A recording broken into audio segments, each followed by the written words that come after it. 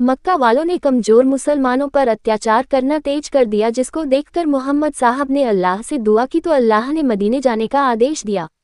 सारे मुसलमान छुपकर मदीने की तरफ हिजरत यानी प्रवास करने लगे, मगर उमर बड़े दिलेर थे। अपनी तलवार ली, धनुष बांध लिया, काबा के पास पहुंचकर तवाफ किया, 2 रकत नमाज पढ़ी, फिर कहा, जो अपनी माँ को अपने पर रुलाना चाहता है, अपने बच्चों को अनाथ तथा अपनी पत्नी को विधवा बनाना चाहता है, इस जगह मिले। किसी का साहस नहीं हुआ कि उमर को रोके। उमर ने ऐलान करके हिजरत की। मदीना इस्लाम का एक नया केंद्र बन चुका था।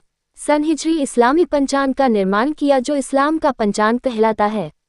624 में मुसलमानों को बद्र की जंग लड़ना पड़ा, जिसमें हजरत उमर ने भी मुख्य किरदार निभाया। बद्र की जंग में मुसलमानों की जीत हुई तथा मक्का के मुशरिकों की हार हुई। बद्र की जंग के 1 साल बाद मक्का वाले एकजुट होकर मदीने पे हमला करने आ गए। जंग उहुद नामक पहाड़ी के पास हुई। जंग के शुरू में मुस्लिम सेना भारी पड़ी, लेकिन कुछ कारणों वश मुस्लिमों की हार हुई।